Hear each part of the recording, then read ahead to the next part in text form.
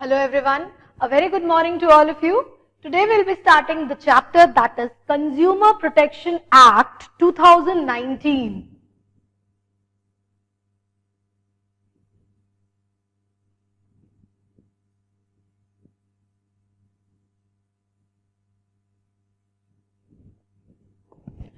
Basically आप अगर अपने मॉड्यूल में देखो तो there is a consumer protection act earlier जो कि पहले का कंज्यूमर प्रोटेक्शन एक्ट है, यानी कि कंज्यूमर प्रोटेक्शन एक्ट 1986 वाला।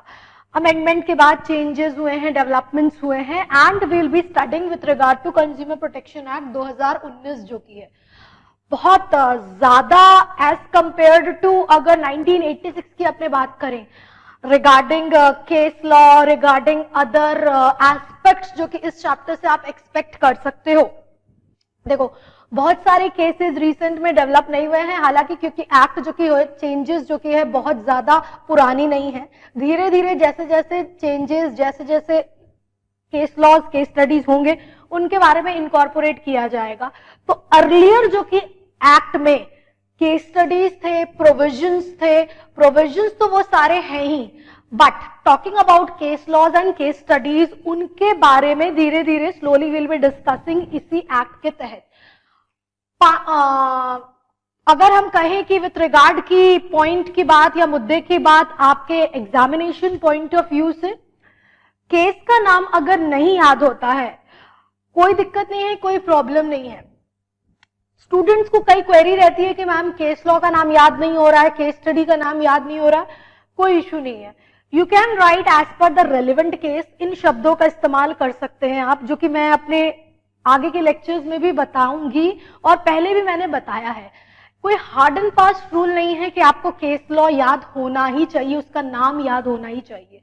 अगर स्टूडेंट को उस पर्टिकुलर केस में किन एस्पेक्ट के बारे में बताया है तो भी चलेगा। आप according to the relevant case या जुडिशियल प्रोनाउंसमेंट इन शब्दों का इस्तेमाल करके उस केस लॉ में जिन बातों को बताया गया है वो आप स्टेट कर सकते हैं।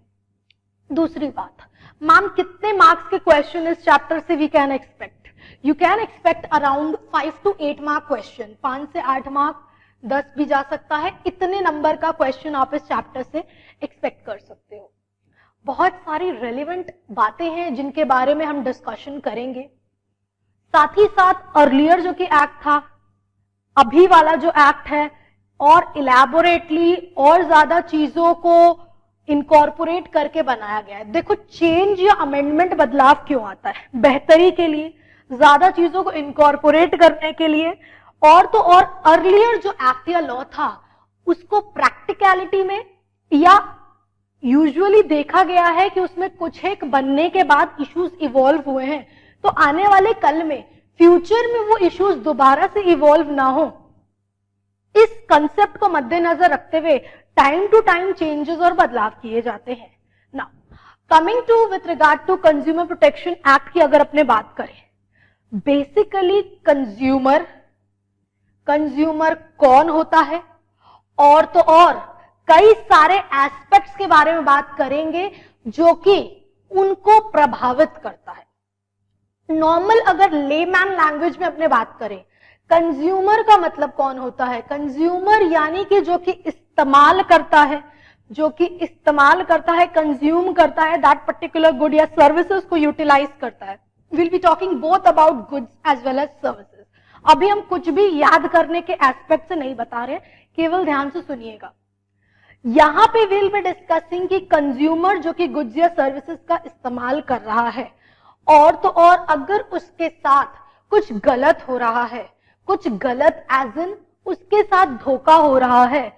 कई बार आप देखते हो धोखा as in terms of unfair practices अगर होते हैं, अनफेयर कॉन्ट्रैक्ट होते हैं, या अदर कंडीशंस इंपोज की जाती है कंज्यूमर के ऊपर, और तो और अगर उसके साथ कुछ गलत होता है in the form of misleading advertisement, गलत इंफॉर्मेशन अगर दी जाती है।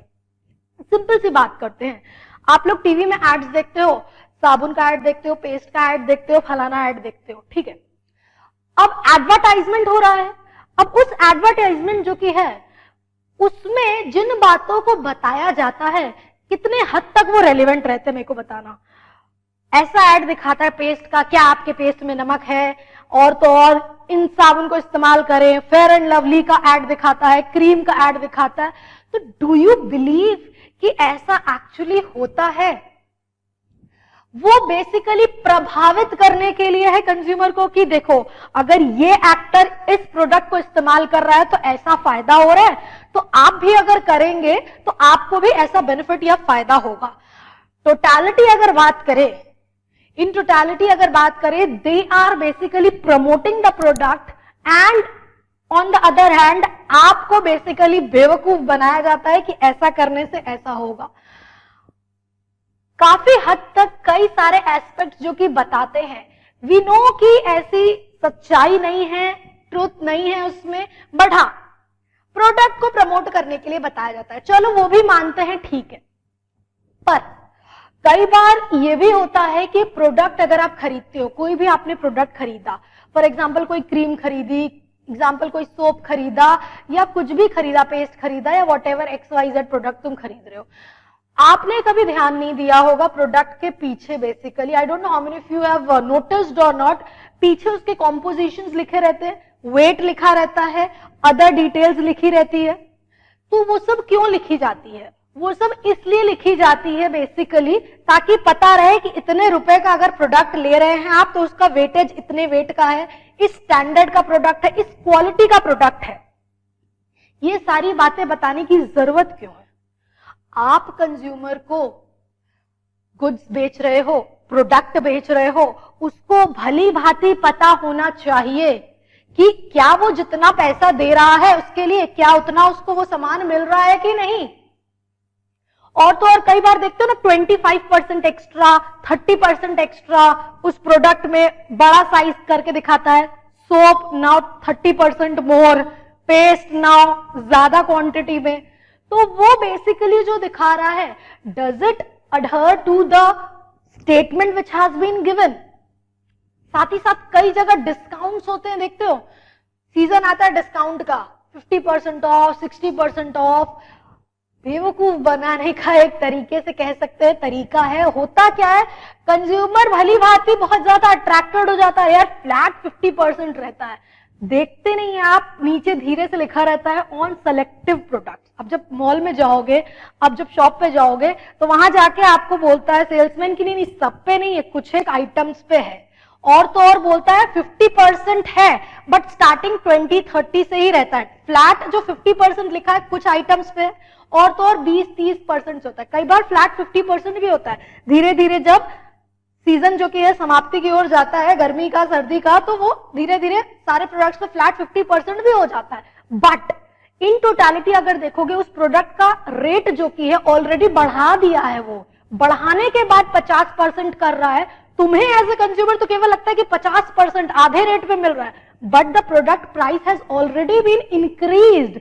2000 का सामान अगर तुमको 50% ऑफ पे मिल रहा था 1000 रुपए पे तो ठीक है, पर वही 2000 का सामान ऑलरेडी अगर उसने कंपनी ने उस प्रोडक्ट के ऊपर 3500 कर दिया है या 3000 कर दिया है, उसके बाद तुमको फ्लैट 50% दे रहा है, तुम तो फ्लैट 50% देख करके खुश हो गए, but the product price has already been increased.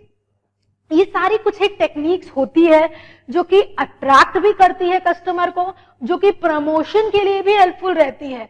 Those all are issues, but कहीं इन सारी चीजों से, I am not talking about discount only, कहीं ये जो एडवर्टीजमेंट्स जो कि होते हैं और अदर तरीके की प्रमोशनल टेक्निक्स होती है, क्या आप कंज्यूमर को उससे ठग रहे हो?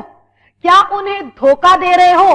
क्या उन्हें कुछ प्रोडक्ट के बारे में बता रहे हो but actually product is of all together different kind? ऐसा ना हो, इसको रोकने के लिए इन सारे एस्पेक्ट को बनाया गया है, पर्टिकुलर अथॉरिटीज को दिया गया है रिस्पॉन्सिबिलिटी, जो कि इंश्योर करें कि consumer are not misleaded, consumer are not cheated, और तो और उनके साथ कुछ गलत ना हो। ठीक है, we are slowly and gradually entering into the chapter. कुछ एक एस्पेक्ट के बारे में डिस्कशन करते हैं। No need to write down, I tell you when to write down. शुरुआत करते हैं with regard to consumer protection act 2019 के बारे में बात कर रहे हैं।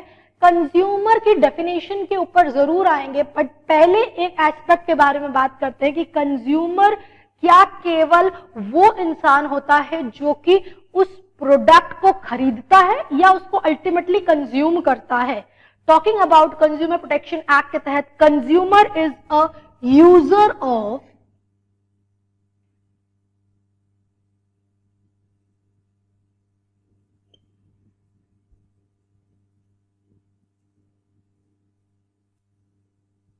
Goods and services. User of goods and services. जरूरी नहीं है मिस्टर एक्स ने अगर एक प्रोडक्ट खरीदा, जरूरी नहीं है मिस्टर एक्स ने प्रोडक्ट खरीदा और वही इस्तेमाल करे। हो सकता है मिस्टर एक्स ने अपने बेटे के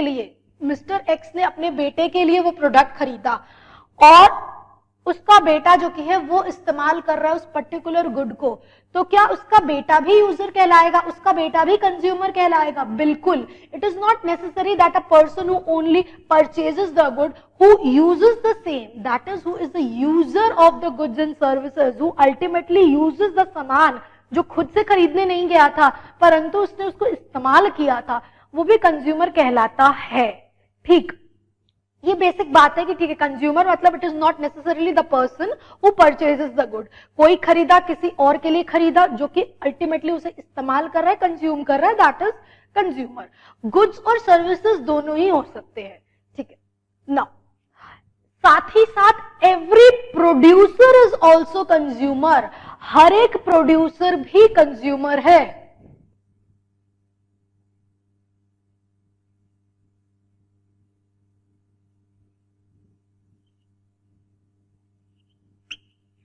मेरे को एक बात बताना मैम, प्रोड्यूसर तो गुड्स को प्रोड्यूस कर रहा है तो वो कंज्यूमर कैसे हुआ? देखो बेटा, जरूरी नहीं है producer is selling you the ultimate product. Producer हो सकता है पार्ट्स इकट्ठा कर रहा हो, असेंबल कर रहा हो और फिर उसको बना रहा हो। तो उसको बनाने के लिए, उसको असेंबल करने के लिए, उसकी रिक्वायरमेंट के लिए प्रोड्यूसर को भी रॉ मटेरियल की जरूरत होती है, प्रोड्यूसर को भी बेसिक रिक्वायरमेंट होती है। तो वो अगर रॉ मटेरियल ले रहा है, कहीं से खरीद रहा है, मंगवा रहा है, तो वो भी कंज्यूमर कहलाएगा, because he is using the same in his product, in his assembling, in his manufacturing process. तो प्रोड्यूसर को भी कंज्यूमर कहा गया है। तो दो एस्पेक्ट तो बहुत हद तक क्लियर हो गए कि कंज्यूमर का मतलब केवल वो नहीं जो खरीदता है, कंज्यूमर का मतलब जो यूजर है वो भी कंज्यूमर कहलाता है, जो इस्तेमाल कर रहा है गुड्स और सर्विसेज को। ऐसा नहीं कि एक्स ने खरीदा प्रोडक्ट और वाई के लिए खरीदा, एक्स ने अपने बेटे वाई के लिए प्रोडक्ट खरीदा। अब वाई जो उस गुड्स को इस्तेमाल कर रहा है, अगर उसके साथ कुछ घटना घटती है तो ये थोड़ी बोलेगी कंपनी की नहीं हम तो एक्स को प्रोडक्ट बेचे थे, वाई क्यों उसको इस्तेमाल किया। यू कैन नॉट, मतलब ऐसे हाथ नहीं झाड़ सकते कि नहीं हम तो तुमको बेचे थे, तुम्हारे बेटे ने उसको इस्तेमाल किया, अगर कुछ गड़बड़ी हो गई तो हम उसके लिए जिम्मेदार नहीं। No, you can not do so. इसीलिए बात बोला गया है कि न केवल परचेजर बल्कि यूजर जो कि है गुड्स का, अगर वो इस्तेमाल करता है गुड्स को और अगर उसमें कुछ डिफेक्ट एज सच रहता है तो उस केस में भी वो भी अपने इश्यूज को, क्वेश्चंस को रेज कर सकता है, आपके खिलाफ जा सकता है कि आपने उस प्रोडक्ट में कुछ गड़बड़ी की है। और तो और प्रोड्यूसर भी जो कि है वो भी कंज्यूमर कहलाता है। Producer is also consumer if is using the products, raw materials and other parts for the purpose of assembling, for the purpose of making finished goods। जहां से वो ले रहा है, जहां से वो obtain कर रहा है, he will also be considered as consumer। ठीक, और तो और पहले अगर अपने बात करें ओवर द मिडिल एजेस की, अगर अपने बात करें, आप लोगों ने टर्म पढ़ा होगा केविएट एम्प्टर का। केविएट एम्प्टर क्या होता है? What do you mean by caveat emptor?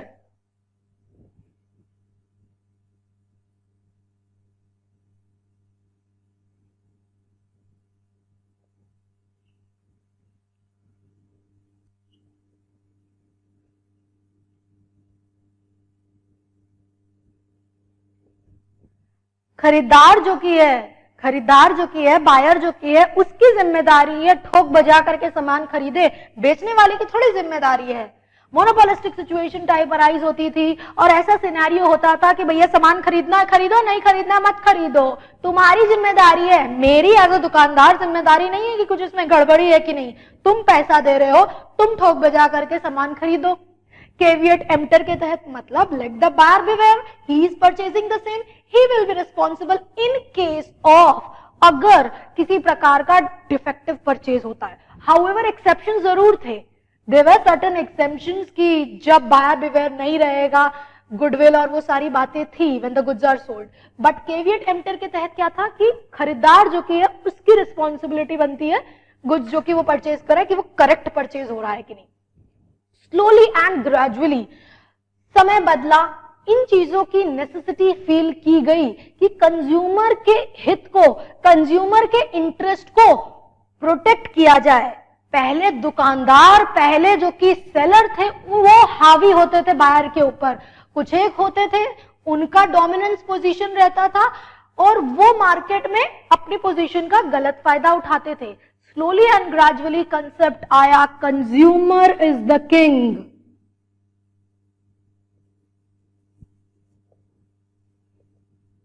भाई तुम प्रोडक्ट बनाओगे, बेचोगे, खरीदार ही नहीं होगा तो वो तो प्रोडक्ट ऐसे ही रह जाएगा, खरीदेगा कौन उसको। स्लोली एंड ग्रेजुअली चेंजेस और डेवलपमेंट आए with regard consumer is the king, consumer sovereignty को कंसिडर किया गया। और तो और ये जो बेसिकली कंज्यूमर के नीड्स, प्रेफरेंस, इंटरेस्ट, इन सबको कंसिडर किया गया, उनके हिसाब से, उनके अनुसार, उनके चॉइस, उनके डिमांड के बेसिस पे गुड्स की सप्लाई हुई। और तो और अगर कंज्यूमर को लगेगा that is fair enough, that product is reasonable enough for the purpose of purchase, वो उसे खरीदेगा। अदरवाइज ऑप्शन मार्केट में दुनिया भर के ओपन है, ऐसी कोई मजबूरी उसके पास नहीं है कि वो आप ही से वो प्रोडक्ट खरीदे। Earlier there was a concept, जब मार्केट में ये सारी चीजें थी, seller were as a dominance position और कंज्यूमर को नहीं, ठीक है कोई बात नहीं, हम प्रोडक्ट ले रहे हैं, हम खुद ही छानबीन करके ले रहे हैं, कुछ गलत होगा तो हम आपको जिम्मेदार नहीं होंगे। अब ना ऐसा सिनेरियो हो गया है कि कंज्यूमर को आपको तेल लगाना पड़ रहा है कि नहीं भाई आप ये प्रोडक्ट ले लो। अब वैसा टाइम नहीं रहा कि आप उसको कुछ भी पट्टी पढ़ा दोगे और वो प्रोडक्ट खरीद लेगा। ये इतने सारे फोरम्स जो कि क्रिएट हुए हैं, जागो ग्राहक जागो and the other consumer forums, तुरंत सबको पता है कि उनके साथ कुछ भी गड़बड़ी होगी वो कंज्यूमर फोरम में जाकर के कंप्लेन करेंगे और आपकी फिर अच्छी खासी बैंड बजेगी। तो आप ऐसे ही चीट नहीं कर सकते कंज्यूमर को, वो बहुत ज्यादा जागरूक हो गया है, बहुत ज्यादा अवेयर हो गया है with regard to the product. कोई भी एज एग्जाम्पल अगर अपनी बात करें, खरीदने जाते हैं तो हम लोग देखते हैं ना कि एमआरपी क्या है, फिर पूछते हैं डिस्काउंट कितना है। कई जगह पे होता है ना डिस्काउंट नहीं मिलता है, कई जगह पे जाओ अगर आप बोलोगे तो डिस्काउंट देते हैं, ऐसा भी इश्यूज होता है। तो वो सेलर्स को ये सारी चीजें एज पर कंज्यूमर वो बेचते हैं। अब जितना जागरूक कंज्यूमर उतना जागरूक सेलर हो जाता है कि नहीं ये बहुत ज्यादा जागरूक है, बहुत ज्यादा अवेयर है with regard to the terms and condition, तो फिर वो उस हिसाब से मैनिपुलेट करता है। तो आज के टाइम पे consumer are much more aware, much more into the reality कि क्या हो रहा है। तो वही सारी बातें इवॉल्व हो रही हैं और कैसे और ज्यादा इन चीजों के ऊपर फोकस किया जाए, इन चीजों को मद्देनजर रखे हुए इन सारी बातों को बताई गई है। फर्दर ये जो ये कंज्यूमर प्रोटेक्शन एक्ट 2019 आया, इसके आने के पीछे की वजह क्या थी? हर एक्ट के पीछे की एक वजह होती है, इस वजह से वो आता है। Talking about consumer protection act 2019, advertisement जो कि हम बात कर रहे थे, स्टार्टिंग में ही हमने बात की, एडवर्टीजमेंट जो कि है एक माध्यम, एक जरिया है जिसके तहत आप अपने कॉम्पिटिटर से आगे बढ़ते हो। कॉम्पिटिटर मतलब वही प्रोडक्ट या तो बेच रहा है या सिमिलर लाइन ऑफ प्रोडक्शन में या डिफरेंट लाइन ऑफ प्रोडक्शन में है, उससे आगे बढ़ने के लिए आप हर वो कोशिश करते हो ताकि उससे ज्यादा आगे बढ़े मार्केट में। एडवर्टाइजमेंट करते हो, खर्चा करते हो, प्रमोशन करते हो प्रोडक्ट पे, गलत नहीं है, कुछ खराब नहीं है, पर उन एडवर्टाइजमेंट के माध्यम से आप गलत बातें कंज्यूमर को बता रहे हो, सच्चाई को छुपा रहे हो, गलत चीजों को दिखा रहे हो। वो फॉल्स एडवर्टीजमेंट को रोकने के लिए, उनकी वजह के लिए इस एक्ट को लाया गया। और तो और अनफेयर और डिसेप्टिव प्रैक्टिसेस फॉलो हो रही थी. विल बी टॉकिंग बहुत डिटेल में अनफेयर प्रैक्टिसेस और वो सारी अनफेयर कॉन्ट्रैक्ट्स के बारे में. अभी केवल एक आइडिया दे रहे हैं आपको. Unfair practices and deceptive practices यानी कि किस तरह की प्रैक्टिसेस? खराब प्रोडक्ट बेचना, डिफेक्टिव गुड्स बेचा जा रहा था. स्टैंडर्ड एक जो होता है गुड्स का, स्टैंडर्ड कौन सा होता है मैम? सेट किया गया है, स्टैंडर्ड्स और ऑर्गेनाइजेशन सेट किए गए हैं कि प्रोडक्ट इस स्टैंडर्ड का फॉलो होना चाहिए, इस लेवल का होना चाहिए. अगर प्रोडक्ट उस स्टैंडर्ड को मीट नहीं कर रहा है, लोअर स्टैंडर्ड का प्रोडक्ट आप बेच रहे हो, उनको रोकने के लिए ये एक्ट, कंज्यूमर प्रोटेक्शन एक्ट लाया गया. आप अगर सब स्टैंडर्ड प्रोडक्ट बेच रहे हो, गलत या डिफेक्टिव गुड्स बेच रहे हो जो कि ठीक नहीं है, इस्तेमाल करने लायक नहीं है, उनको रोकने के लिए ये एक्ट को लाया गया. और तो और with regard to misrepresenting efficiency या usefulness of goods, negligence as to safety standards. कोई पर्टिकुलर गुड है, अगर उसमें कुछ hazardous nature है, hazardous nature as in जो कि नुकसान पहुंचा सकता है लाइफ को, प्रॉपर्टी को, अगर आपने उसको इस्तेमाल किया, अगर ऐसा होता है तो उन बातों को बताना पड़ेगा, उन बातों को क्लियरली स्टेट करना पड़ेगा. आप छुपा करके उन सारे प्रोडक्ट को नहीं बेच सकते जो कि किसी के जान, किसी की प्रॉपर्टी या किसी को नुकसान पहुंचाए. उन चीजों को रोकने के लिए कंज्यूमर प्रोटेक्शन एक्ट 2019 को लाया गया. और तो और कंज्यूमर को जस्टिस, कंज्यूमर की बातों की सुनवाई, उनको रिलीफ प्रोवाइड करने के लिए, बेसिकली उनके हित, उनके राइट्स को प्रोटेक्ट करने के लिए ही, जुडिशियल कंज्यूमर डिस्प्यूट्स को सेटल करने के लिए कंज्यूमर कोर्ट्स को सेटअप किया गया.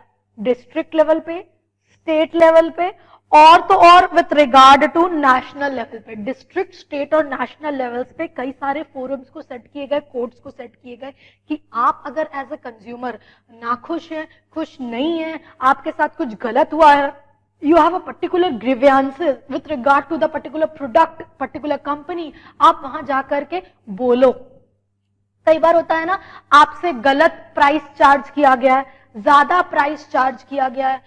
फॉर एग्जाम्पल आप जाते हो, ट्रैवल करते हो, रेलवे में अगर ट्रैवल करते हो, देखते हो आप पानी की बोतल खरीदते हो, उसमें एमआरपी कुछ लिखा रहता है पर वो बोलता है नहीं, हम उससे 10 रुपए ज्यादा ही तुमसे लेता है. पानी की बोतल का हम एग्जांपल दे रहे हैं, उसमें 20 रुपया अगर एमआरपी है तो वो बेचता है जो पानी की बोतल वो तुमसे 30 रुपया चार्ज करता है. If you have noticed it. हम लोग क्या करते हैं, दिमाग नहीं देते कि चलो ठीक है पानी का लेना है, वो भी तो 10 रुपया कमाएगा. But this is not correct, गलत है. आप अगर कंप्लेन इसके रिटर्न करोगे ना तो होगा इसके खिलाफ एक्शन. ऐसा नहीं है कि नहीं होगा. You can not sell the product above the MRP. Although हम लोग ध्यान नहीं देते, इतना दिमाग नहीं देते कि चल ठीक है 30 रुपए की बोतल है, दे दे, पानी चाहिए मेरे को, हम पानी पी ले रहे हैं. So these things which are happening is incorrect. It is against the act. इन चीजों को रोकने के लिए, इन चीजों को प्रिवेंट करने के लिए ये सारे प्रोविजंस को, ये सारे बेसिकली बातों को स्टेट किया गया है. सो हम लोगों ने एक ब्रीफ आइडिया लिया with regard to consumer protection act की बेसिक शुरुआत ली. मैम इनको लिखने की जरूरत है? बिल्कुल भी नहीं. केवल जो मैंने बातें बोली उसको सुन के समझने की जरूरत है. एग्जाम में इस पर्टिकुलर टॉपिक के ऊपर कोई क्वेश्चन नहीं आएगा. This is basically a background कि कंज्यूमर कौन होता है. पहली बात आपने किया कि कंज्यूमर यूजर होता है. Consumer is user of goods and services, जो कि इस्तेमाल करता है गुड्स एंड सर्विसेज को. दूसरी बात, प्रोड्यूसर भी कंज्यूमर होता है. प्रोड्यूसर भी कहीं से मटेरियल ले रहा है, कहीं से पार्ट्स को ले रहा है, वो अल्टीमेटली उसे असेंबल करके बना करके फिनिश्ड गुड्स बना रहा है. He would be also considered as consumer. तो ऐसा नहीं है कि उसके साथ अगर कुछ गलत होता है तो वो कंज्यूमर नहीं कहलाएगा, वो भी कंज्यूमर कहलाएगा. केवियट एम्प्टर के बारे में no need to study, just एक बातें बताई थी, हिस्टोरिकल बैकग्राउंड, ये बातें वो मैंने बताई आपको. स्लोली एंड ग्रेजुअली कंज्यूमर के राइट को प्रोटेक्ट करने के लिए, कंज्यूमर की सोवरेनिटी के लिए चेंजेस और बदलाव आए. वो reason for the consumer protection act, misleading advertisement, गलत advertisement, unfair trade practices, unfair practices जो कि हो रहे हैं, अनफेयर कॉन्ट्रैक्ट्स जो कि हो रहे हैं, सबस्टैंडर्ड और तो और डिसेप्टिव अगर बातें बता रहे हो, तो वो सारी चीजों के लिए ये एक्ट को लाया गया. कंज्यूमर के इंटरेस्ट, हित को बचाने के लिए कई सारे कोर्ट सेटअप किए गए हैं डिस्ट्रिक्ट, स्टेट और नेशनल लेवल्स पे, जहां पे इनकी सुनवाई होती है. ना going ahead with regard to, कुछ एक डेफिनेशनल एस्पेक्ट के बारे में बात करते हैं। ये डेफिनेशनल एस्पेक्ट आपको आगे चैप्टर्स में मदद देंगे क्योंकि ये टर्म्स यूज किए जाएंगे।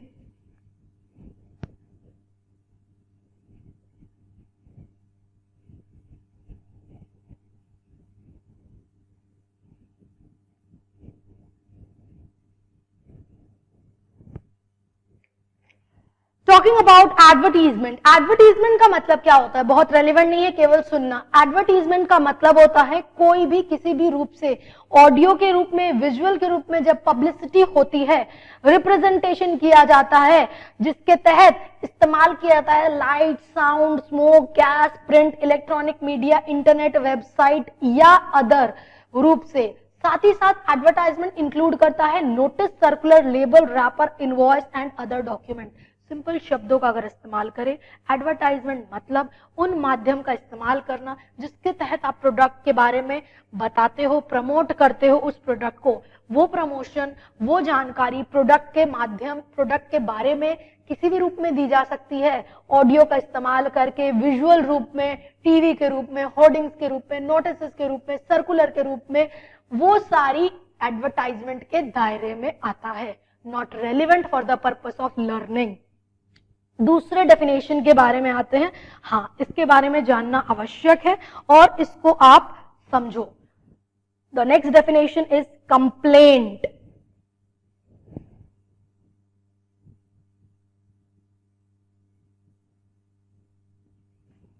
कंप्लेंट का मतलब क्या होता है, पहले इसका मतलब जानते हैं। What is the meaning of complaint? Complaint का मतलब इल्जाम लगाना, किसी के खिलाफ एलिगेशन करना, किसने कुछ गलत किया है तो ही ना कंप्लेन करते हैं। स्कूल में नहीं होता था, टीचर को कंप्लेन करते हैं, मैम इसने मेरी पेंसिल ले ली, मैम इसने मेरे साथ मारपीट की है। तो that is a basic level of complain जो कि आप करते थे। Talking about consumer protection act यहाँ आपने बात कर रहे हैं। आप एज अ कंज्यूमर, आपके साथ गलत हुआ है, कौन गलत कर रहा है? गुड्स जो कि जिसने आपको बेचा है, आपके साथ अगर गलत हो रहा है, आपने सामने वाले के खिलाफ लिखित रूप से, ध्यान देना, लिखित रूप से allegation in writing has been made by for with regard to certain condition. लिखित रूप से तुमने सामने वाले के खिलाफ कंप्लेन की है, सामने वाले के ऊपर एलिगेशन, इल्जाम लगाया है। क्यों भाई, क्या किया है सामने वाला? पहली बात, unfair contract, unfair trade practices या restrictive trade practices. Unfair contract, unfair trade practices, restrictive trade practices क्या हुए?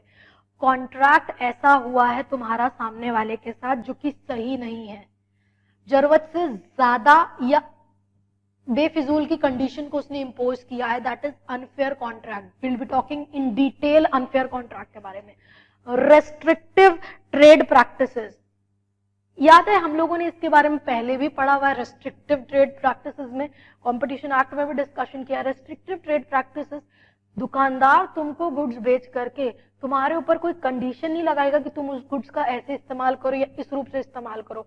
उसने गुड्स बेच दिया, तुमने पैसा दे दिया, वो कोई कंडीशन इंपोज नहीं करेगा। अगर करता है that is restrictive trade practices.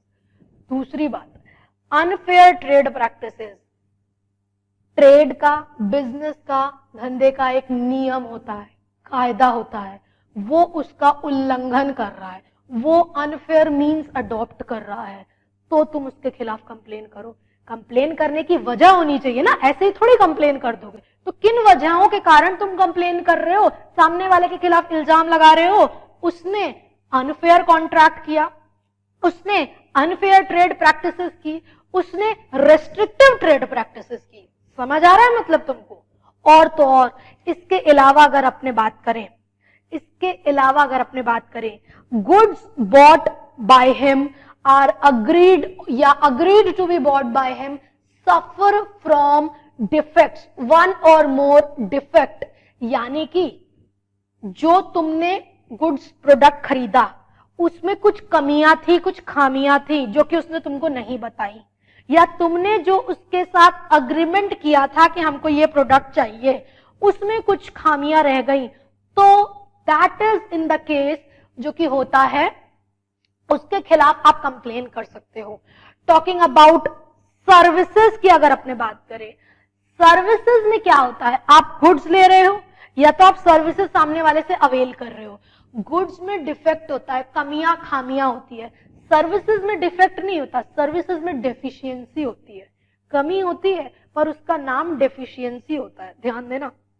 Goods में डिफेक्ट होता है, सर्विसेज में डेफिशिएंसी होती है। जो भी हो, गुड्स में हो चाहे सर्विसेज में हो, डिफेक्ट हो चाहे डेफिशिएंसी हो, अगर है तो कंप्लेन करो, ये कारण है कंप्लेन करने का। और तो और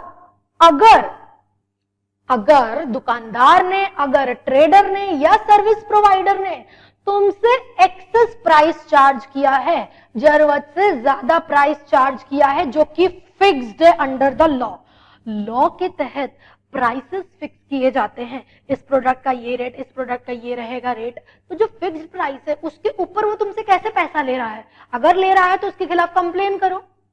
दूसरी बात, डिस्प्लेड ऑन द गुड्स और पैकेज कंटेनिंग सच गुड्स, अगर लॉ ने जो प्राइस फिक्स किया उससे ऊपर चार्ज करा है तो भी कंप्लेन करो। और तो और अगर जो एमआरपी है गुड्स के ऊपर और तो और पैकेजिंग के ऊपर अगर उससे भी ज्यादा चार्ज करा है तो भी कंप्लेन करोगे। और तो और कई जगह पे, कई दुकानों पे प्राइस लिस्ट टंगी रहती है, प्राइस लिस्ट एज इन मतलब लिस्ट टंगी रहती है कि इस प्रोडक्ट का इतना रेट है, इस प्रोडक्ट का इतना रेट है, ऐसे करके प्राइस लिस्ट डिस्प्लेड रहती है।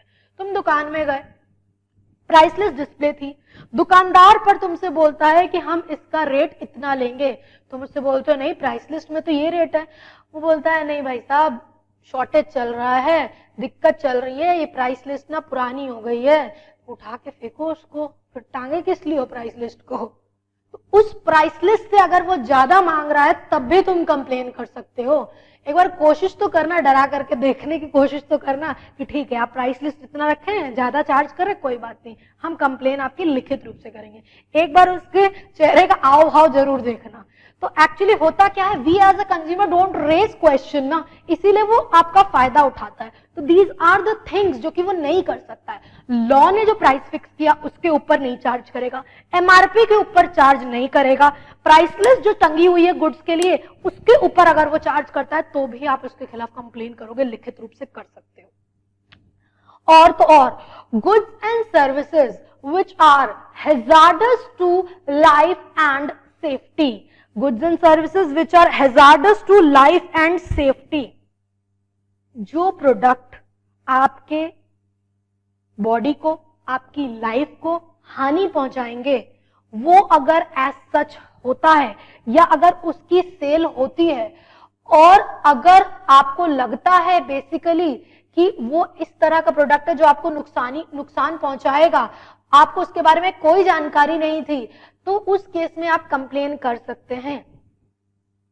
ट्रेडर को इसके बारे में जानकारी थी, ट्रेडर दुकानदार जो कि सामान बेच रहा है उसको भली भांति इस बारे में जानकारी थी कि वो प्रोडक्ट जो कि बेच रहा है वो सही नहीं है, वो नुकसानदायक है, आपकी लाइफ को नुकसान पहुंचाएगा। खैनी, गुटखा, सिगरेट साफ साफ लिखा रहता है, उसके डब्बे पे भी लिखा हुआ है these are hazardous to life. तो मैम हम इसके खिलाफ जाके कंप्लेन कर देंगे ना, क्या कंप्लेन करोगे? दुकानदार को पता है cigarette is injurious to health, खरीदार को भी पता है, ऐसा नहीं है कि उसको नहीं पता है कि this is injurious to health. वो दुकानदार के अलावा buyer is also well aware that such product is dangerous to health, और अगर उसके हेल्थ को कुछ नुकसान होता है तो क्या वो कोर्ट में जाकर के बोलेगा कि दुकानदार ने ना मेरे को सिगरेट का पैकेट दे दिया, तुम बच्चे हो, तुम्हें जानबूझ के उसने पैकेट दिया, तुमको नहीं पता था क्या कि cigarette is injurious to health, तुमने उसको इस्तेमाल क्यों किया जब तुमको पता था? हम यहां बात कर रहे हैं उन प्रोडक्ट की जो कि तुम एज अ बायर खरीदते हो, तुमको पता नहीं है कि वो खराब है, हैजार्डस टू लाइफ है, जिसके बारे में तुम्हें पता है कि वो हैजार्डस टू लाइफ है, फिर भी तुम उसको खरीद रहे हो, तो खाक तुम ट्रेडर के खिलाफ कंप्लेन करोगे। In that case you can not complain. ध्यान से सुनना मेरी बात, दोबारा से हम बता रहे हैं, हम यहां बात कर रहे हैं जब तुम्हारे साथ एज अ कंज्यूमर गलत होता है तो, जिसके बारे में तुमको पता नहीं है, तुमको छुपाया गया उस बात को कि तुमको ये प्रोडक्ट बेचा जाएगा ना, तो तुमको ये पता नहीं कि ये प्रोडक्ट को हम अगर इस्तेमाल करेंगे मेरी लाइफ पे नुकसान होगा या मेरी प्रॉपर्टी पे नुकसान होगा, पर जिस बारे में तुम्हें भली भांति पता है it is hazardous to life, उसके खिलाफ आप थोड़ी कंप्लेन कर सकते हो। You can complain only with regard कि अगर प्रोडक्ट ट्रेडर बेच रहा है दैट इज स्टैंडर्ड को कॉन्ट्रावेन करके बेच रहा है, जो बेसिक स्टैंडर्ड सेट किया गया है सेफ्टी के लिए, हेल्थ के लिए, उसके विरुद्ध जाके अगर कर रहा है तो तुम कंप्लेन करो। ट्रेडर अगर गुड्स बेच रहा है जिसको पता है ट्रेडर को कि ये अनसेफ है लोगों के लिए, पर एज अ बायर तुम्हें भी ये बात पता है, तो तुम थोड़ी कंप्लेन कर सकते हो। अगर तुमको नहीं पता है तो तुम कंप्लेन कर सकते हो। फॉर एग्जाम्पल, अगर ट्रेडर ने कोई प्रोडक्ट बेचा और उसमें कुछ ऐसा कॉम्पोजिशन है, मतलब कुछ ऐसी चीजों का इस्तेमाल किया गया है जो कि अगर तुम इस्तेमाल करोगे, खाओगे, कंज्यूम करोगे तो तुम्हारी हेल्थ पे वो प्रभाव पड़ेगा, इसके बारे में तुम्हें जानकारी बिल्कुल भी नहीं थी। तुम तो नॉर्मल प्रोडक्ट खरीदने गए, तुमको क्या पता दुकानदार उस प्रोडक्ट में किस चीज को मिक्स करके वो बेच रहा है, तुमको जानकारी नहीं थी। पर उसको इस्तेमाल करके तुम्हारी हेल्थ पे अगर प्रभाव पड़ रहा है तो तुम कंप्लेन कर सकते हो, क्योंकि you were unaware of the composition, unaware of the hazardous nature of the product. Further, अगर सर्विसेज भी इस प्रकार की होती है जो कि हैजार्डस टू लाइफ या is hazardous to safety of the public, उस सिनेरियो में कंप्लेन किया जा सकता है। So talking about with regard to complain की हम बात कर रहे हैं, please write down allegation in writing. I hope I have made it clear, मैंने समझा दिया है बहुत अच्छे से, आपको चीजों को समझ आ गई होगी। कंप्लेन का मतलब इल्जाम, एलिगेशन इन राइटिंग। एक और बात, मैम बुक की लैंग्वेज लिखना नहीं, बार बार ये बात हम बोले, तुमको अगर ये शब्द नहीं याद होते कोई दिक्कत नहीं है, you can write it on your own. इन शब्दों को सेम टू सेम कॉपी करने की जरूरत नहीं है। मेरा काम यहाँ पे है चीजों को सिंप्लीफाई करना, विच आई एम डूइंग इट। तुमको अगर लगता है कि तुम अपनी ओन लैंग्वेज में भी इसको बेहतर तरीके से प्रेजेंट कर सकते हो, go ahead, but that own language should not be shit. तुम ऐसा इस्तेमाल नहीं करोगे जो कि एग्जामिनर को समझ में ही नहीं आए। तो मतलब होना चाहिए, मीनिंग होना चाहिए। एलिगेशन राइटिंग, इल्जाम लगाते हैं, दैट इज कंप्लेन। किस तरह से? लिखित रूप से। कौन करता है, कौन इल्जाम लगाता है?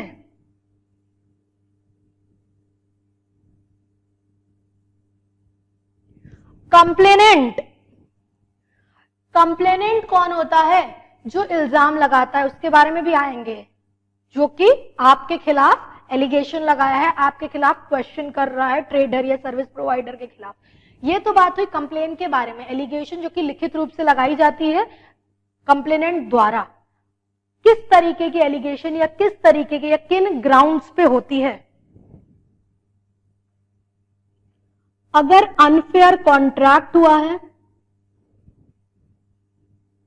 अगर अनफेयर ट्रेड प्रैक्टिसेस हुई है, और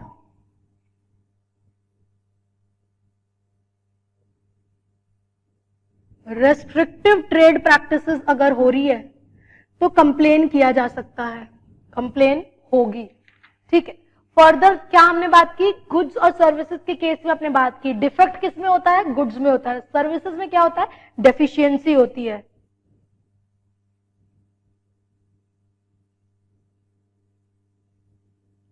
गुड्स बॉट और अग्रीड, या तो खरीदे हो या अग्रीमेंट हुआ है खरीदने का।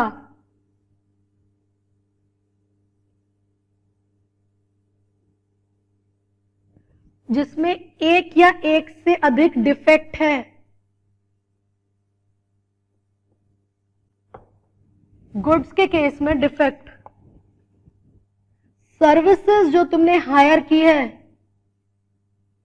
और अग्रीज टू अवेल जो कि लोगे, suffer from one or more deficiency.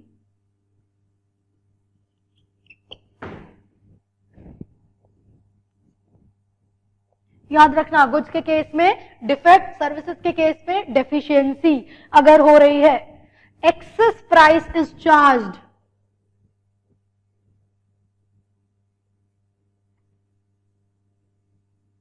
किसके द्वारा?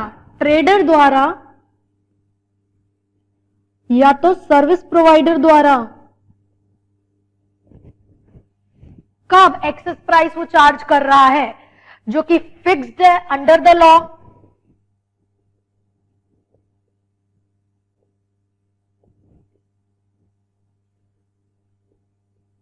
डिस्प्लेड ऑन पैकेज, जो कि पैकेज में डिस्प्लेड है, प्राइस लिस्ट जो कि स्पेसिफाई या डिस्प्ले की गई है,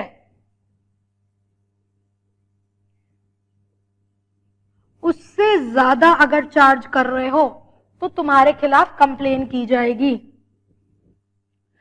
nextly, goods which are hazardous to life and safety,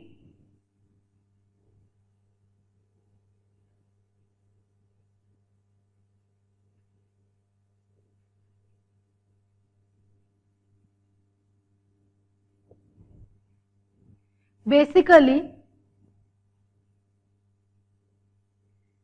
against standard and trader was aware of the same। ध्यान रखना मुद्दे की बात यह है, खरीदार was unaware, if the purchaser was aware कि गुड्स में कोई तरह का डिफेक्ट है या it is of hazardous to life या प्रॉपर्टी, किस तरह की कंप्लेन करेगा? He was well aware. Complain तो तब आप करते हो ना जब आपको किसी बात का पता नहीं था और आपके साथ गलत हुआ। जब आपको पता है cigarette smoking is injurious to health, other these kinds of product are injurious to health, फिर भी तुम खरीदते हो, फिर भी तुम बीमार पड़ते हो, तो तुम सामने वाले के खिलाफ कंप्लेन नहीं करोगे कि तुमको मुट्ठी में या हाथ में पकड़ा दिया था वो cigarette. No, you can not complain for the same when you are not aware of the product, जिसमें कुछ डिफेक्ट है, जिसमें कुछ हैजार्डस नेचर है, तब तुम कंप्लेन कर सकते हो। फर्दर, सर्विसेज के केस में भी अगर किसी प्रकार का हैजार्डस नेचर है,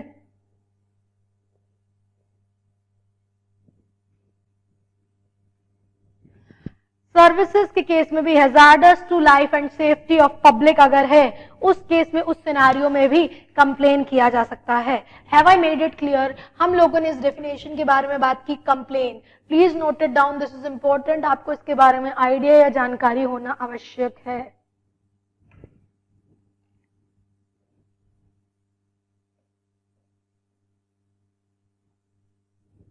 now moving ahead with regard to, यहां पे एक टर्म अपने लोगों ने पढ़ा, कंप्लेनेंट के बारे में बात की ना। कंप्लेन तो समझ में आ गया लिखित रूप से, जब हम सामने वाले के खिलाफ इल्जाम लगाते हैं कि वो ट्रेडर ने, वो सर्विस प्रोवाइडर ने गलत किया, ठीक। कंप्लेनेंट मतलब कौन कंप्लेन कर रहा है? कंप्लेनेंट हो सकता है कंज्यूमर जिसने उसे इस्तेमाल किया प्रोडक्ट को, कंज्यूमर कंप्लेन कर सकता है, ही वुड बी कंप्लेनेंट, उसे कंप्लेनेंट कहा जाएगा। या तो कोई voluntary consumer association, voluntary consumer association जो कि रजिस्टर्ड है अंडर द लॉ, तो कंज्यूमर एसोसिएशन जो कि रजिस्टर्ड होते हैं ना लॉ के तहत, वो खुद से कंप्लेन कर रहे हैं किसी ट्रेडर, किसी सर्विस प्रोवाइडर के अगेंस्ट कि उन्होंने कुछ गलत किया है।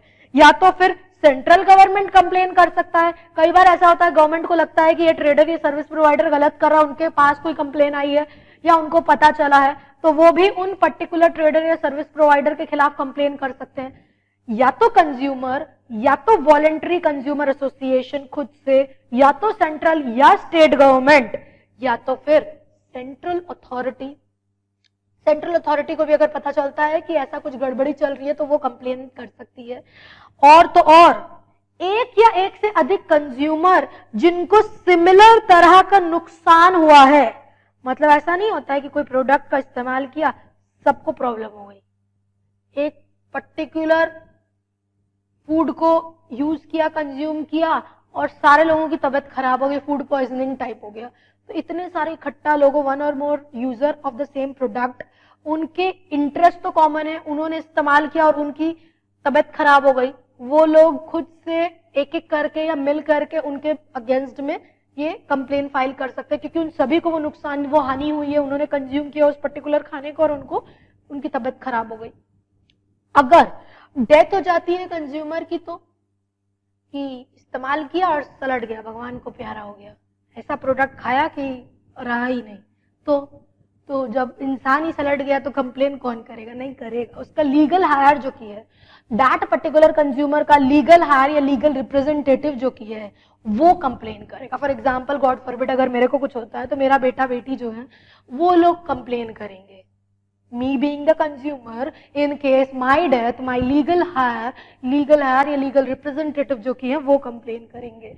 फर्दर विथ रिगार्ड टू अगर कंज्यूमर माइनर है, ऐसा भी तो होता है छोटा बच्चा अगर वो प्रोडक्ट को खाया और उसको कुछ नुकसान हुआ या उसकी तबीयत खराब हो गई या उसको किसी प्रकार की दिक्कत हुई तो वो तो माइनर है, 18 वर्ष से नीचे का है, तो वो तो कंप्लेन नहीं करेगा। कौन करेगा? उसका गार्जियन जो की है, उसका पेरेंट या गार्जियन, उसके माता पिता नहीं है तो उसका जो लीगल गार्डियन है वो करेगा कि भाई ठीक है, माइनर ने प्रोडक्ट खरीदा, इस्तेमाल किया और अगर उसको कुछ नुकसान हुआ तो उसके खिलाफ कंप्लेन कर रहे हैं उसके पेरेंट, माँ बाप जो की हैं या तो उसके लीगल गार्डियन जो की है। आई होप समझ आ गया होगा, बहुत ज्यादा कॉम्प्लिकेटेड नहीं है। कंप्लेंट के बारे में पढ़ लिया। कंप्लेनेंट कौन होता है? कंप्लेनेंट मतलब जो कंप्लेन करता है। कौन कंप्लेन करता है? कंप्लेन कंज्यूमर करेगा, कंप्लेन कंज्यूमर एसोसिएशन वॉलंटरीली जो कि रजिस्टर्ड है वो करेगा, सेंट्रल या स्टेट गवर्नमेंट करेगा, सेंट्रल अथॉरिटी करेगा, एक या एक से अधिक कंज्यूमर के इंटरेस्ट को अगर प्रभावित हुआ है तो वो करेंगे, और तो और कंज्यूमर की अगर डेथ हो जाती है उसका लीगल हायर या लीगल रिप्रेजेंटेटिव करेगा। कंज्यूमर अगर माइनर है तो उसका पेरेंट या गार्जियन करेगा। Have I made it clear? ना।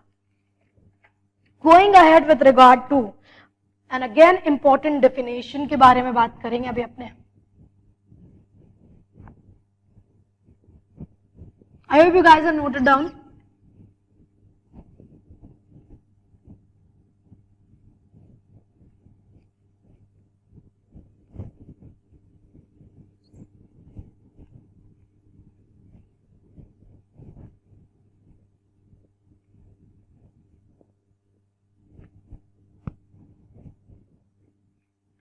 Now we shall be discussing with regard to the definition of consumer. Important है सुनना, केवल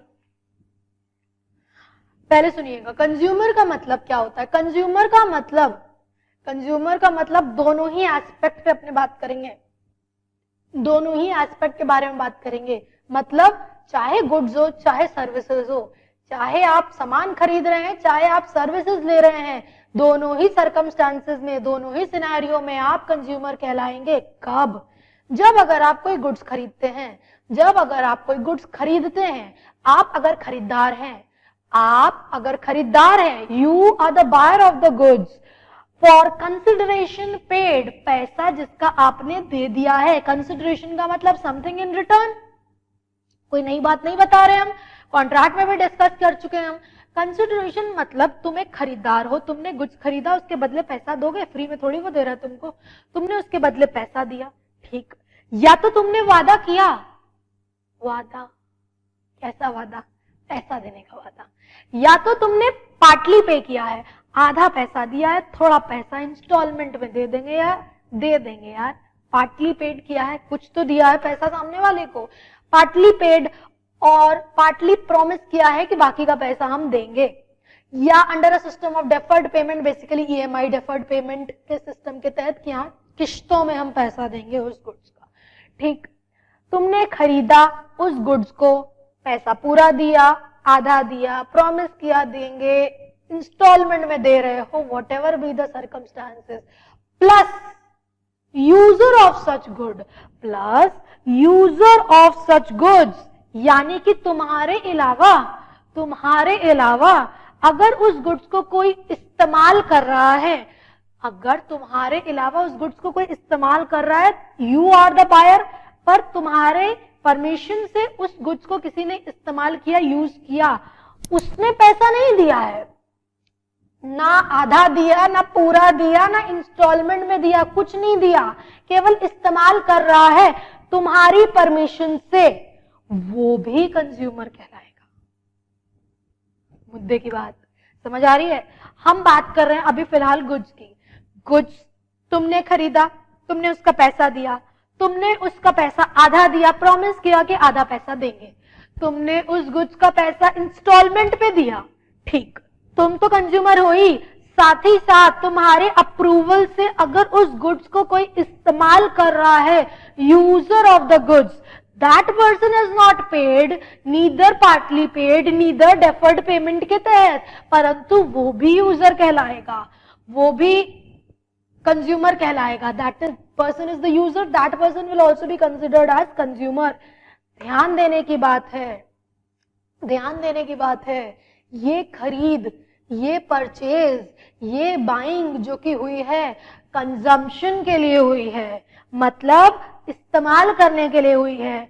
तुमने उस गुड्स का इस्तेमाल रीसेल पर्पस के लिए नहीं किया है, कमर्शियल पर्पस के लिए नहीं किया है. यानी कि जो भी गुड्स खरीदा है, that goods has not been obtained for the purpose of वापस बेचने के लिए या फॉर द पर्पस ऑफ अपने बिजनेस के लिए, कमर्शियल पर्पस के लिए. तुम अगर इसलिए इस्तेमाल कर रहे हो कि तुम उस गुड्स को फर्दर बेचोगे या अपने बिजनेस में लगाओगे या फर्दर उसमें ट्रेडिंग करोगे, तुम कंज्यूमर नहीं कहलाओगे. कंज्यूमर कहलाने का हक हो गया. कंज्यूमर तब कहलाओगे जब तुमने उसको खरीदा खुद के लिए, कंज्यूम करने के लिए, या कोई यूजर तुम्हारे अप्रूवल के साथ अगर उसको इस्तेमाल कर रहा है और अगर उसमें कुछ गड़बड़ी हो रही है, घटना घट रही है, तब तुम दुहाई दोगे कि हाय हाय मैंने परचेज किया या मैंने यूज किया या मैंने किसी को अप्रूवल दिया इस्तेमाल करने के लिए, तो उसके साथ कुछ दुर्घटना घट गई, तब तुम उस दुर्घटना के लिए सामने वाले को जिम्मेदार ठहराओगे. परंतु तुमने अगर उस गुड्स को खरीदा है ना वापस बेचने के लिए, काम करने के लिए, अपने बिजनेस के लिए, पैसा अर्न करने के लिए, तुम कंज्यूमर नहीं कहलाओगे. ठीक. Similarly talking about with regard to services, अगर हायर करते हैं आप सर्विसेज को, अवेल करते हैं सामने वाले से सर्विसेज को, सिमिलरली सर्विसेज के बदले कंसिडरेशन जो कि पे किए हो, पार्टली पेड और प्रोमिस्ड या under a system of deferred payment, और तो और बेनिफिशियरी भी, मतलब आपने सर्विसेज को लिया, आप इस्तेमाल नहीं किए, उस सर्विसेज का लाभ किसी और को मिल रहा है, बेनिफिट किसी और को मिल रहा है, तो वो बेनिफिशियरी भी कंज्यूमर कहलाएगा. बहुत ध्यान से सुनना, वो बेनिफिशियरी भी कंज्यूमर कहलाएगा, भले वो बेनिफिशियरी ने कुछ पैसा नहीं दिया है, ना पार्टली पेड, ना पार्टली प्रॉमिस, ना under the system of deferred payment, जैसे कि गुड्स के केस में था ना, वैसे ही सर्विसेज के केस में भी है, परंतु फिर भी वो कंज्यूमर कहलाएगा. सिमिलरली सर्विसेज का भी इस्तेमाल तुमने कमर्शियल पर्पस के लिए नहीं किया है, खुद के इस्तेमाल के लिए किया है. ठीक है, इस कमर्शियल पर्पस के बारे में भी अभी डिटेल डिस्कशन करेंगे. फिलहाल we are only talking with regard to the definition of consumer. Consumer means any person. देखो कोई भी हो सकता है कंज्यूमर, कोई स्पेसिफिकेशन नहीं है कि यही कंज्यूमर होगा, कोई भी हो सकता है. अगर कैटेगराइजेशन अपने देखें, if you talk about categorization goods के केस में, सर्विसेज के केस में, please note it down. Buyer of such goods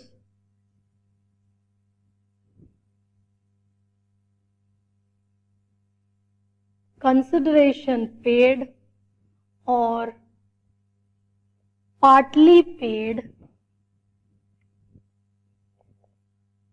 and promised to pay or under system of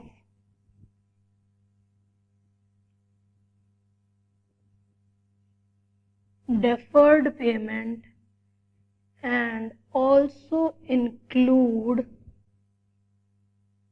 user other than buyer, however no consideration or payment has been made.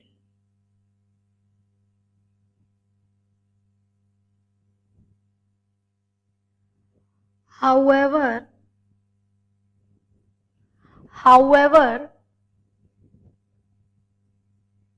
such goods are not obtained for resale और commercial purpose. यानी कि goods के case में खरीदार वो तो consumer है ही जिसने वो गुड्स को खरीदा, साथ ही साथ यूजर जो उस गुड्स को इस्तेमाल कर रहा है वो भी कंज्यूमर कहलाएगा। पॉइंट की बात मद्देनजर रखते हुए दिमाग में केवल ये दो शब्द को याद रखना, खरीदार और यूजर दोनों ही कंज्यूमर कहलाएंगे। भले यूजर ने पैसा नहीं दिया परंतु उसने इस्तेमाल किया है, वो भी कंज्यूमर कहलाएगा, बशर्ते ये जो गुड्स की खरीद हुई है ये वापस रीसेल करने के लिए नहीं हुई है, कमर्शियल पर्पस बिजनेस पर्पस के लिए नहीं हुई है, खुद के कंजम्पशन के लिए हुई है। और अगर कुछ गड़बड़ी होती है तो तुम एज अ कंज्यूमर कंप्लेन कर सकते हो। Talking about with regard to services same है। हायरर ऑफ सच सर्विसेज और who avails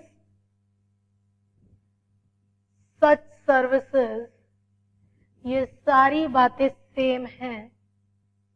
also include, exam में मत लिख देना इसके, you have to write down full, कोई भरोसा नहीं है ना तुम लोग का। Also include beneficiary other than hirer, however such services are not obtained for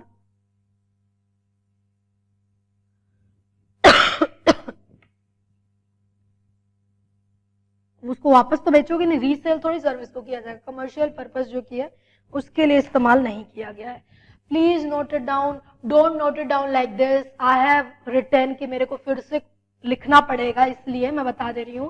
services के केस में हायरर ऑफ सच सर्विसेज और who avails such services, consideration paid or promised or partly paid and partly promised under a system of deferred payment, and also include the beneficiary of such services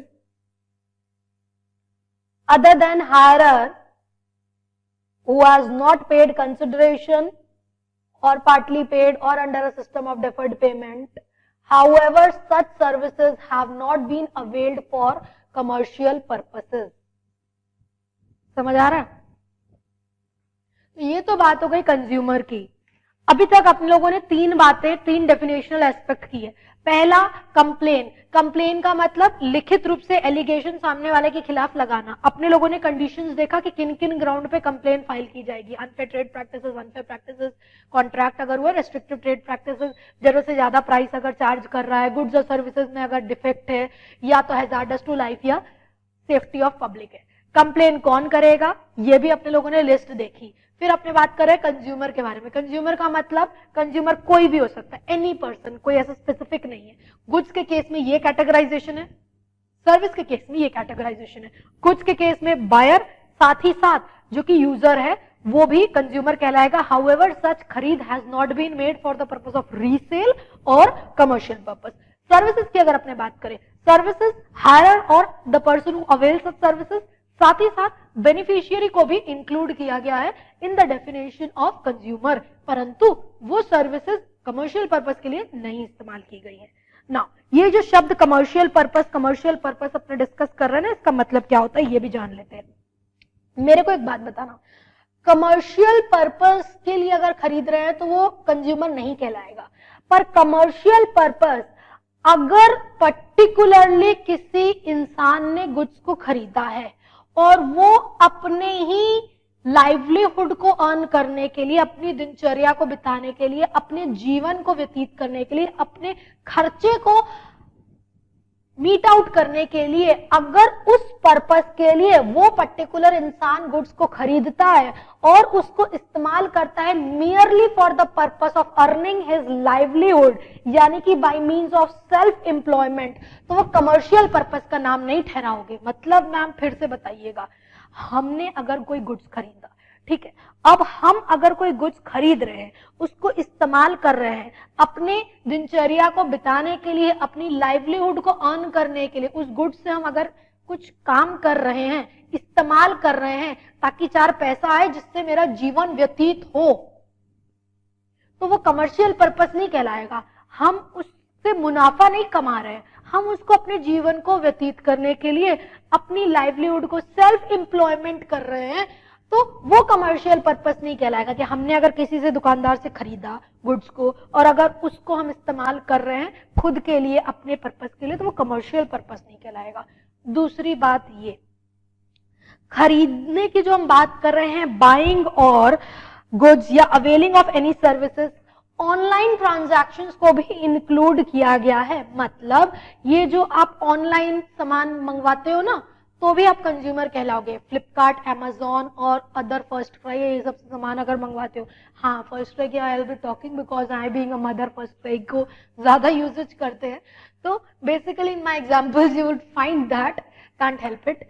तो Amazon, Flipkart और first cry for sure अगर आप मंगवाते हो सामान online transaction के तहत, you would still be considered as a consumer. और ऐसा नहीं है कि आपने ऑनलाइन सामान मंगाया तो आप कंज्यूमर नहीं हो, अरे you are using the transaction e commerce के माध्यम द्वारा, you would be considered as a consumer. ऐसा नहीं है कि आपके साथ कुछ गलत होगा तो आप कंप्लेन नहीं कर सकते। उसमें ऑप्शन आता है ना, कुछ गड़बड़ी है, रिटर्न करना है, कंप्लेन है, तो वो सारी चीजें वहां भी उपलब्ध हैं आपके पास।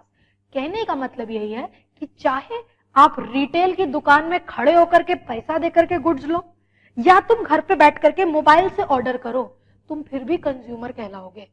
चाहे दुकान में खुद प्रस्तुत होकर के तुमने सामान लिया या घर बैठ करके मोबाइल में तुमने ऑर्डर किया, you would be consumer in both the scenarios.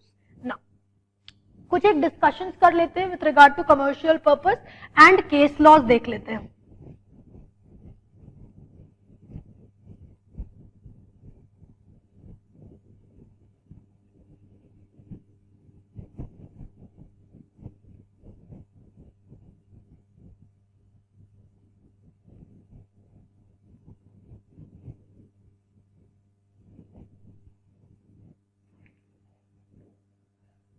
ना talking about with regard to ये जो कमर्शियल पर्पस अपने बात कर रहे हैं, एक रेलिवेंट केस लॉ है जो कि आया हुआ है। Again if you can remember it well and good, if you don't remember कोई दिक्कत नहीं है, केस में बताया क्या है इसके बारे में डिस्कशन करते हैं। Lakshmi engineering versus PSG industrial institute, इस केस में बेसिकली क्या स्पेसिफाई किया गया था कि कमर्शियल पर्पस कब होता है, क्या होता है, इसके बारे में स्पेसिफिकेशन दी गई थी। कमर्शियल पर्पस कब और कैसे होगा? अगर पर्टिकुलर कंज्यूमर उस गुड्स को जिसने उसको खरीदा वो अपने खुद के लिए अगर परचेज कर रहा है, अगर उस गुड्स को परचेज कर रहा है खुद के यूज के लिए फॉर अर्निंग हिज लाइवलीहुड, वो कंज्यूमर कहलाएगा। यानी if the commercial use is by the purchaser himself, खुद कंज्यूम कर रहा है तो कंज्यूमर तो है ही। साथ ही साथ अगर फॉर एग्जांपल सुप्रीम कोर्ट ने जजमेंट दिया था, ये ऑब्जर्व किया था, अगर पर्टिकुलर इंसान ने कोई मशीन खरीदी, पर्टिकुलर इंसान ने कोई मशीन खरीदी, ऑपरेट कर रहा है उसको, इस्तेमाल कर रहा है उसको ताकि उसकी लाइवलीहुड, उसको चार पैसा मिले, वो अपना जिंदगी बिताए, तो क्या वो कंज्यूमर कहलाएगा? बिल्कुल कहलाएगा। हम पहले भी ये बात बता चुके हैं। कमर्शियल पर्पस का मतलब क्या होता है? तुम उस गुड्स को वापस नहीं बेच रहे हो, तुम उस गुड्स को बिजनेस के लिए नहीं इस्तेमाल कर रहे हो। अगर तुम खरीदे हो सामान को और उस खरीदे हुए सामान से तुम अपना जीवन व्यतीत कर रहे हो, उस पैसे से तुम अपनी लाइवलीहुड को अर्न कर रहे हो, तो भी तुम कंज्यूमर ही कहलाओगे। तुम मुनाफा नहीं उसमें से कमा रहे हो, तुम अपना जीवन व्यतीत कर रहे हो, तुम कंज्यूमर कहलाओगे। ठीक है, तुमने एक मशीन खरीदी, अब उस मशीन का इस्तेमाल करके तुम अपना पैसा कमा रहे हो, उससे खुद का पैसा कमा रहे हो ताकि तुम्हारी लाइफस्टाइल चले, उससे तुम कंज्यूमर कहलाओगे। और तो और, अगर उस मशीन को तुमने जो खरीदा, अब उस मशीन को इस्तेमाल करने के लिए या उस मशीन को असिस्टेंस करने के लिए तुमने अगर एक दो आदमी को रखा है, एक या दो आदमी को तुमने उसको रखा है कि ताकि वो उस मशीन को ऑपरेट करे, चलाए उस मशीन को, फिर भी तुम कंज्यूमर कहलाओगे। पहला, तुमने मशीन लिया, तुम खुद चला रहे हो उसको अपना पैसा कमाने के लिए, तुम कंज्यूमर। तुम मशीन खरीदे, तुमने एक दो आदमी को रखा जो तुमको मदद देंगे कि उस मशीन को चलाने में, काम करने में, तो भी तुम कंज्यूमर कहलाओगे। पर तुमने एक मशीन खरीदी और तो और एक पर्टिकुलर बंदे को रख रहे हो जो कि केवल उस मशीन को ऑपरेट करे, एक पर्टिकुलर बंदे को रख रहे हो जो कि केवल उस मशीन को ऑपरेट करे, तुम कंज्यूमर नहीं कहलाओगे। फर्क है, ध्यान से सुनना। तुम्हारा अपना बिजनेस कहीं और चल ही रहा है, तुमने केवल मशीन खरीदी और वहां पे एक पर्सन को स्पेसिफिकली उस मशीन को चलाने के लिए रखा है या बैठाया है कि तुम बेटा मशीन चलाओ, जो भी गुड्स निकलेगा इसमें से, जो भी प्रोडक्ट रहेगा ना, इसको अपने लोग बेचेंगे, तब तुम कंज्यूमर नहीं हो, तब वो कमर्शियल पर्पस कहलाएगा। फर्क समझ रहे हो? मशीन खरीदे खुद के इस्तेमाल के लिए कंज्यूमर, मशीन खरीदे किसी की मदद ले रहे हो उसको चलाने में, खुद के साथ किसी की मदद ले रहे हो चलाने में, तो भी कंज्यूमर। मशीन खरीदे अलग से बंदा अपॉइंट किए जो कि उस मशीन के ऊपर काम करेगा, तुम्हारा अपना कुछ चल रहा है, तुम कंज्यूमर नहीं कहलाओगे। समझ आ रहा है? इन the case of Lakshmi Engineering, in the case of Lakshmi Engineering Works versus Industrial Institute,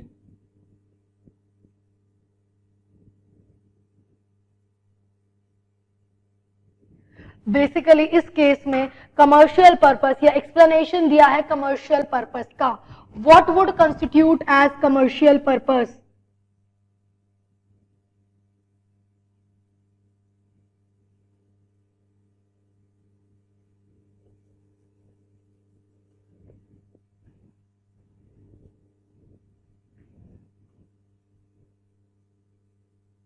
Machine purchased for the purpose of earning livelihood, person और buyer जो की है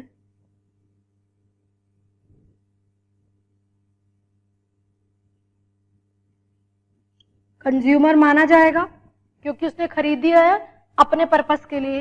दूसरा circumstance, case 1, case 2, machine purchased and appointed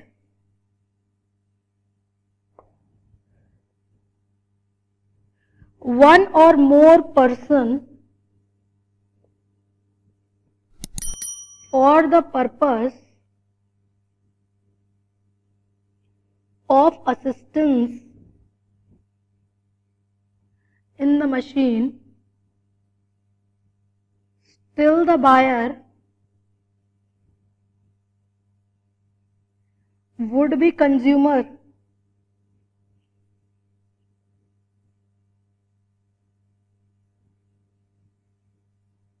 अगर assistance purpose के लिए appoint कर रहा है उसी मशीन पे खुद के साथ, तो भी खरीदार क्या कहलाएगा? कंज्यूमर कहलाएगा। परंतु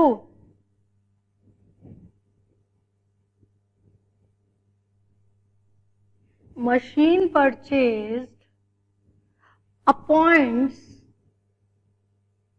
पर्सन एक्सक्लूसिवली, केवल उस मशीन को काम करने के लिए, उस मशीन को देखने के लिए, ऑपरेट करने के लिए। Person appointed exclusively for the purpose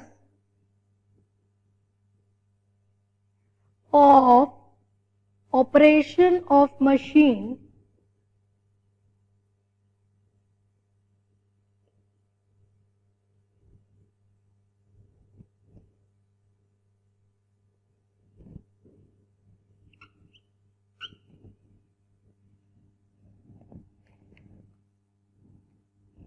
समझ आ रहा है?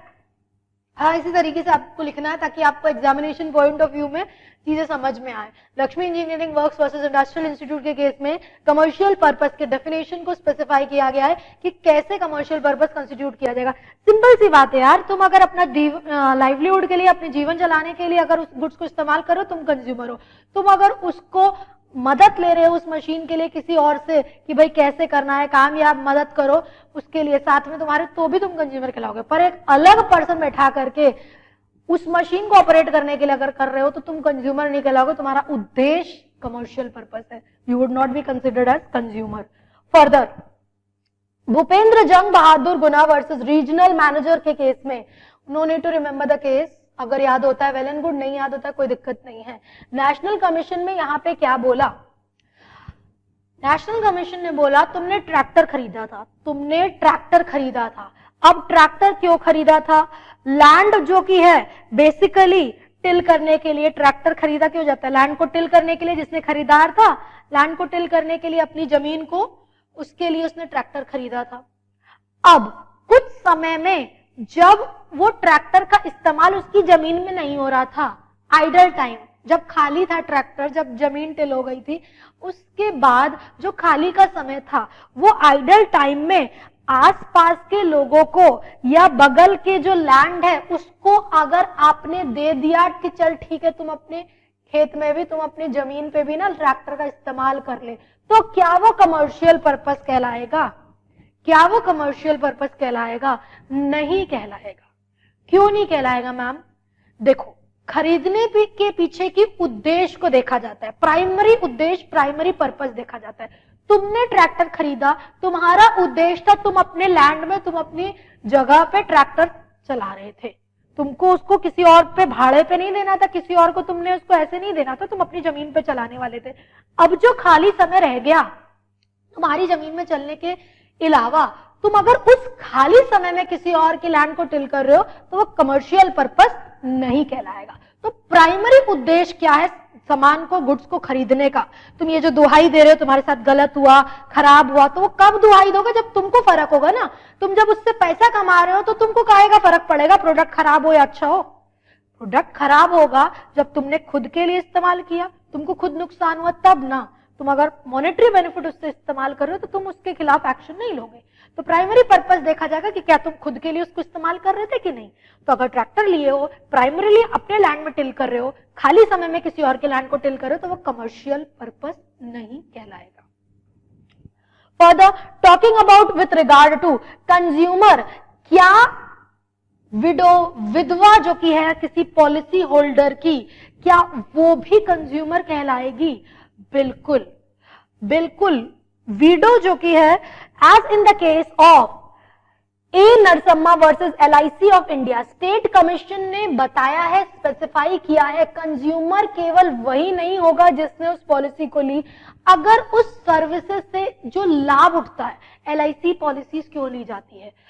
LIC जीवन के साथ भी, जीवन के बाद भी, एडवर्टाइजमेंट देखा होता क्या है, बेसिकली तुम्हारे जीवित रहते रहते अगर तुमको कल को कुछ हो जाता है तो वो जो पॉलिसी तुमने ली है उससे तुम्हारी परिवार की जो की है उनको मदद होगी। उस पॉलिसी का जो प्रीमियम दिए हो तुम, उसका जो सम एश्योर्ड जो कि मिलेगा मैच्योरिटी पे, तो वो उससे तुम्हारे फैमिली को लाभ होगा।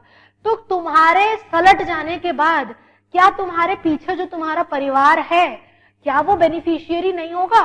वो LIC तुमने अपने परिवार के लिए ही तो ली थी, तो उस सर्विसेज का लाभ किसको मिल रहा है? मैंने पहले ही बात की है कंज्यूमर के डेफिनेशन में, सर्विसेज के डेफिनेशन में, अवेल सच सर्विसेज या बेनिफिशियरी जिसको लाभ हो रहा है। जरूरी नहीं है बेनिफिशियरी ने प्रीमियम का पैसा दिया हो, प्रीमियम का पैसा तो तुम ही दिए हो, पर लाभ उनको मिलेगा। तो तुम्हारे अगर गुजर जाने के बाद विडो जो की है, क्या वो भी कंज्यूमर कहलाएगी? बिल्कुल, विडो भी कंज्यूमर कहलाएगी, क्योंकि उसको लाभ बेनिफिट हो रहा है उस सर्विसेज का अंडर द एक्ट। और तो और अगर LIC के तहत कुछ नेग्लिजेंस होता है, कुछ गड़बड़ी होती है, तो उस सिनेरियो में भुगतान करके देना पड़ेगा, लॉस जो कि हुआ है उसको कंपनसेट करके देना पड़ेगा LIC को। LIC ये ग्राउंड्स पे मुक्त नहीं हो जाएगी कि भाई पॉलिसी होल्डर की डेथ हो गई है, अब बेनिफिशियरी को कोई लाभ नहीं मिलेगा। नहीं, beneficiary will also be considered as consumer, और उसको भी वो सारे अधिकार रहेंगे और कंपनसेशन लॉस का जो की है उसको मिलेगा। Further in the case of Laxmiben Laxmichand Shah versus Sakirban Kanji Chandan and others, please don't get into the name of the case, नहीं याद हो रहा कोई दिक्कत नहीं है। अगेन हम बात करते हैं, हम यहाँ पे बेसिकली कंटेंट के बारे में बात कर रहे हैं। कोर्ट ने क्या बोला? कोर्ट ने बोला जो लोग भाड़े पे रहते हैं, रेंट पे रहते हैं, टेनेंट होते हैं, भाड़ा देते हैं, टेनेंट होते हैं, लैंडलॉर्ड होता है जिसका घर है, ठीक, रेंट अग्रीमेंट होता है, ठीक है। अब जो भाड़े पे रह रहे थे घर पे, जो भाड़े पे रह रहे थे घर पे, उन्होंने बोला कि बेसिकली भाई जो मकान मालिक है ना, उसकी जिम्मेदारी है सफाई कराने की, रिपेयर कराने की, मेंटेनेंस कराने की, और उसके बदले हम रेंट का पैसा दे रहे हैं। अगर आपके रेंट के अग्रीमेंट में कहीं भी ये बात नहीं लिखी है ना कि मकान मालिक सफाई कराएगा, मकान मालिक रिपेयर कराएगा, मकान मालिक मेंटेनेंस कराएगा, तो तुम इस ग्राउंड पे मकान मालिक के ऊपर नहीं चढ़ोगे कि भाई हम भाड़ा देते हैं, तुम्हारी जिम्मेदारी है। नहीं, तुम इस बात की दुआई नहीं दोगे कि हम कंज्यूमर हैं। तुम कंज्यूमर नहीं कहलाओगे। और तो और कोई डिफेक्ट नहीं है सर्विसेज में डिफेक्ट तब माना जाएगा जब अगर रेंटल अग्रीमेंट में ये बात साफ साफ लिखी हुई है कि मकान मालिक रिपेयर, क्लीनिंग, मेंटेनेंस का जिम्मेदारी लेता है और उसके बदले तुमसे रेंट ले रहा है। तुम जो रेंट दे रहे हो वहां रहने का रेंट दे रहे हो, सफाई और रिपेयर का रेंट के लिए लैंडलॉर्ड को उसके लिए जिम्मेदार नहीं ठहराओगे। और ये नहीं बोलोगे कि तुम्हारी सर्विसेज में, लैंडलॉर्ड की सर्विसेज में कोई डिफेक्ट है, गलत है, ये दुहाई नहीं तुम दोगे। तो यही केस यहाँ पे बताया गया था।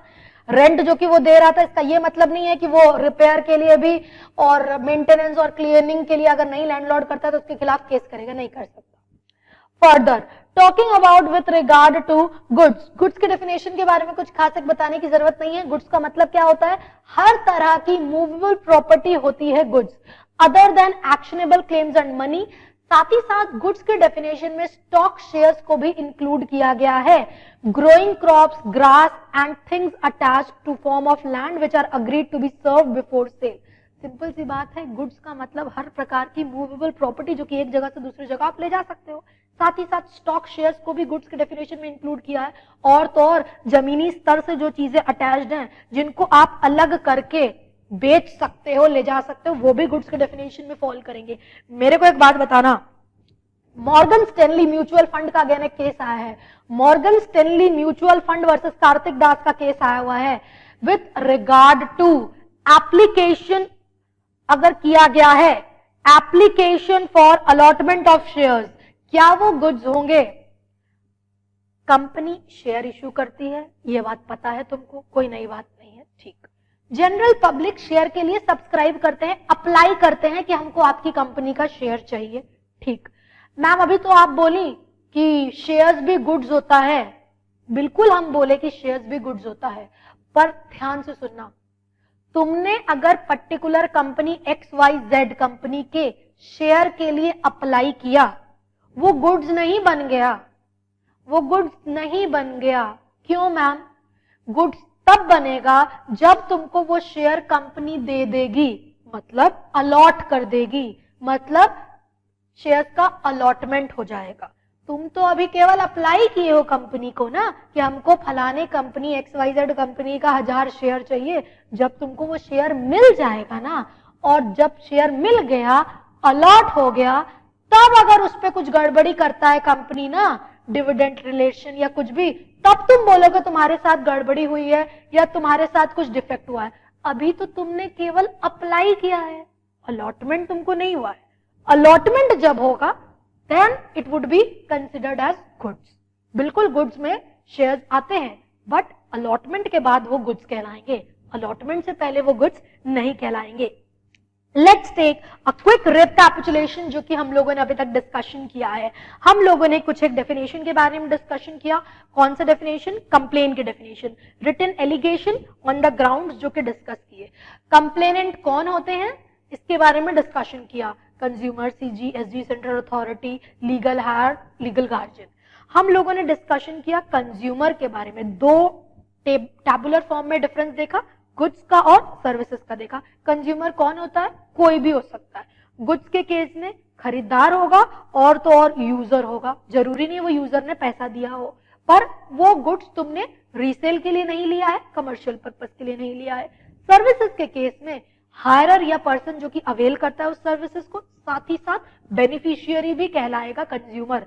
सिमिलरली कमर्शियल पर्पस के लिए तुमने उसका इस्तेमाल नहीं किया है। अब ये जो कमर्शियल पर्पस हम बात कर रहे हैं, अगर तुम गुड्स खरीद रहे हो अपने लाइवलीहुड को अर्न करने के लिए, तो वो कमर्शियल पर्पस नहीं कहलाएगा। तुम ऑनलाइन सामान खरीद रहे हो तो भी तुम कंज्यूमर कहलाओगे। बहुत सारे केसेस डिस्कस किए अपने लोगों ने देखा कि मशीन जो कि खरीदते हैं, किन किन केसेस में तुम कंज्यूमर कहलाओगे, कब कब कंज्यूमर नहीं कहलाओगे। फिर अपने लोगों ने ये बातचीत की कि अगर विथ रिगार्ड टू ट्रैक्टर खरीदा है, आइडल टाइम में अगर उसको किसी और के लैंड को टिल कर रहा है तो भी तुम कंज्यूमर कहलाओगे और वो कमर्शियल पर्पस नहीं कहलाएगा। बेसिकली हम लोग कमर्शियल पर्पस को डिस्कस कर रहे हैं कि वो कमर्शियल पर्पस नहीं होगा। और तो और बेनिफिशियरी, विडो, वो भी कंज्यूमर कहलाएगी। बेनिफिशियरी है तो वो भी कंज्यूमर कहलाएगी और कंपनसेशन अगर लॉस का है तो उसको मिलेगा। फर्दर आप लोगों ने अगर बात की रेंट अग्रीमेंट में अगर नहीं लिखा है क्लीनिंग, रिपेयरिंग, मेंटेनिंग का, तो तुम जो रेंट दे रहे हो इस बिनात पे क्वेश्चन नहीं उठाओगे कि कोई डेफिशिएंसी है, डिफेक्ट हुआ है तुम्हारी सर्विसेज में जो कि लैंडलॉर्ड दे रहा था। अगर लिखा है रेंट अग्रीमेंट में तब डेफिशिएंसी मानी जाएगी, अदरवाइज नहीं मानी जाएगी। फर्दर अपने लोगों ने बात की गुड्स के डेफिनेशन के बारे में। और तो और एप्लीकेशन करने से ही गुड्स नहीं बन जाएगा शेयर्स, जब अलॉटमेंट होगा शेयर्स का तब जाके वो गुड्स कहलाएगा। This brings us to the end of this session. We'll be continuing in our next session. Thank you.